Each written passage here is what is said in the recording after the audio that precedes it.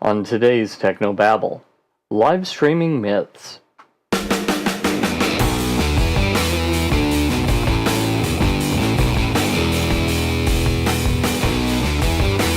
This is Tech No Babble, your weekly source for church video and graphics news, perspectives, tips, and tricks.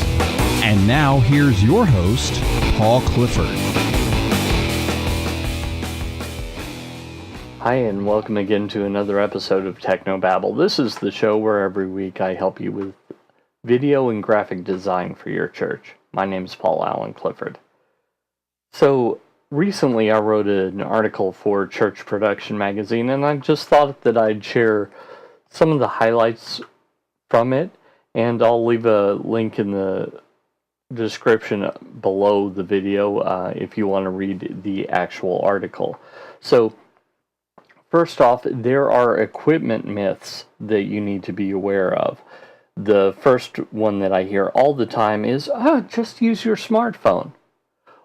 Now, while smartphones are really incredible pieces, very recently we had the 10th anniversary of the iPhone, and really I don't think we could have anticipated 10 years ago just how incredible the iPhone would be and how revolutionary it would be. It's amazing to me that I can carry around a high-definition camera in my pocket that can live stream. But it can't do everything. Now, there are ways around it, but titling, getting good audio in, a lot of those things are challenges to be overcome. So just pulling out your smartphone and starting to live stream during church, probably not what you want to do. It's gonna have some problems, especially if you're relegated to the back 40 in your church with the sound booth or in a poor location. It's just not ideal. It would be better if you had a camera that had a motorized zoom, like a camcorder, that you could connect to an encoder that you could live stream from. So just using a smartphone, less than ideal. In a pinch it can work, but I wouldn't make that my main plan whatsoever.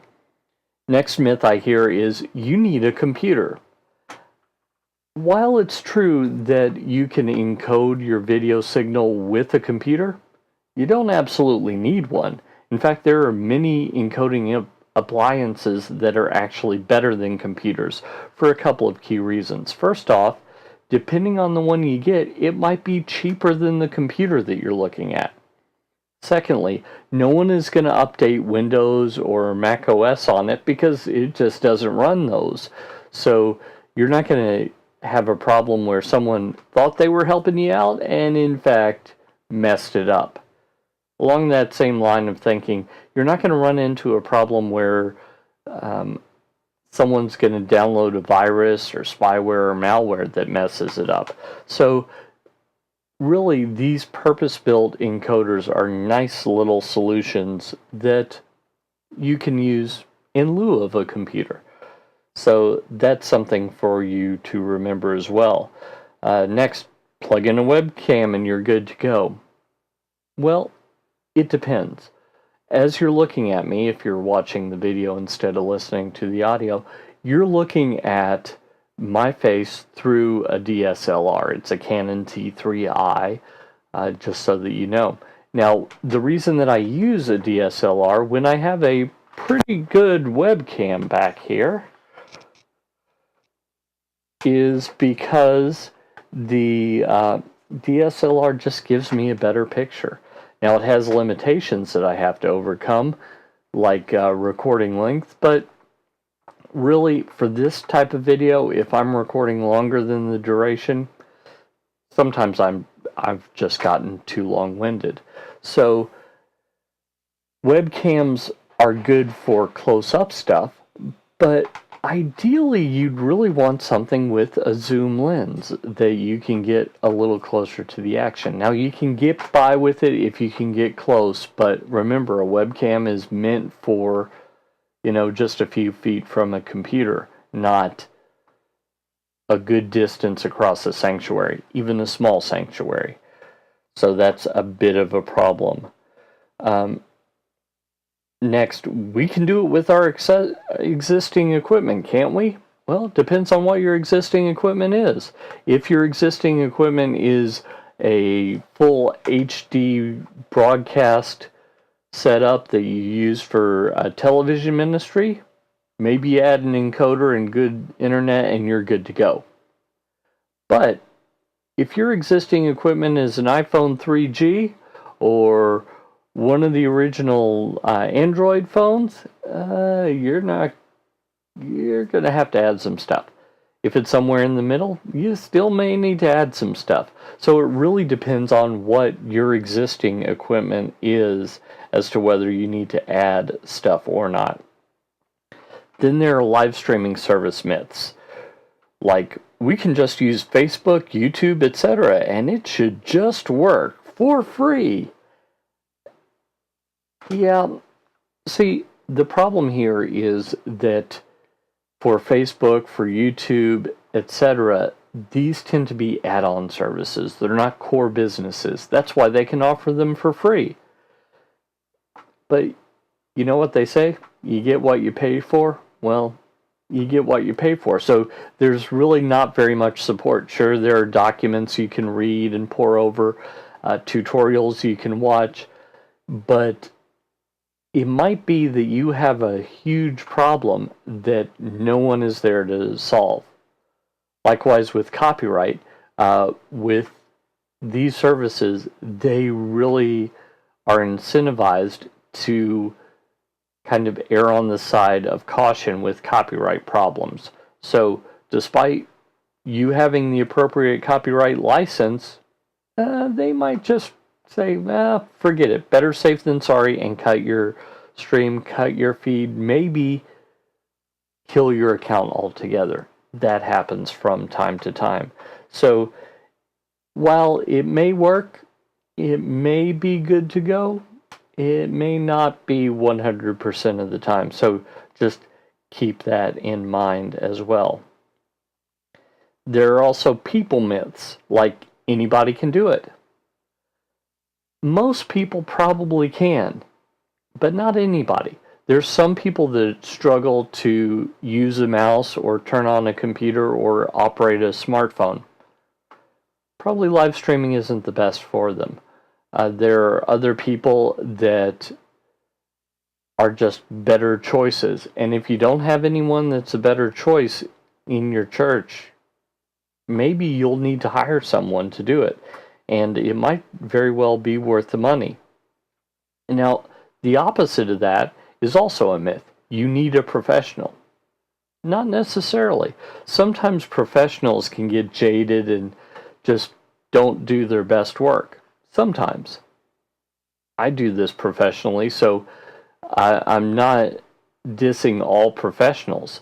I'm just saying that it's the case that a really motivated volunteer versus a professional that's just phoning it in, the motivated volunteer might do a better job.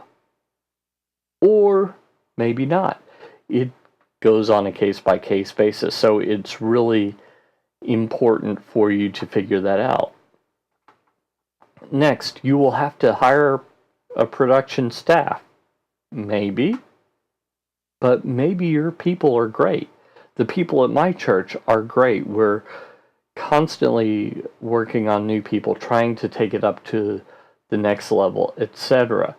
And quite frankly, I've worked with some paid professionals that weren't as good at this as the volunteers that I work with at my church. So I wouldn't say you have to hire production staff, but sometimes you do. So just review it on a case-by-case basis, and don't be afraid to hire if it's necessary.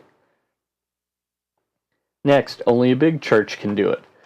That used to be true. It used to be the case that to even think about doing video, you were talking hundreds of thousands of dollars. Not true anymore. Now, $100,000 system, $1 million system with really good people will outperform a $1,000 system. But there are situations where you can get about 80% there for about 20% of the money. Is 80% good enough? Just consider that. Now, I wouldn't think, oh, well, if I can get 80% of the way there, what can I do with 2% of the money? Yeah, you're really grasping at straws there. And I know churches a lot of times don't have money, but just be wise with it. Good stewardship isn't spending as little as possible. Good stewardship is spending the money right the first time, so you don't have to put more good money after bad. Finally, consider just all the other options that you have when it comes to live streaming. There are apps that will allow you to basically switch a multi-camera feed using multiple mobile devices like iPads, iPhones, Android phones, etc. So look at those and see if they're right for your situation. There's also the Mevo camera, which is a 4K camera that streams at 1080p. So why all the resolution? Well, you can pick different parts of the image and you can electronically zoom between them just because of the fact that you have so many pixels. So there really are a lot of options out there, and what was true at one time may not be true anymore. And what is true today may not be true tomorrow. These things are changing so very rapidly that what was a myth at one time may not be anymore. And what was true at one time may not be. So just do your research and see what's going on so that you can know the truth from the myths. If you like this content, you'd probably like my email newsletter, so head on over to trinitydigitalmedia.com/newsletter, and there I'll send you all sorts of tips, tricks, and discounts for some of my courses. And while you're there, make sure you check out all the other content that I have to offer. Until next time, this is Paul Allen Clifford with trinitydigitalmedia.com. Go out and change eternity.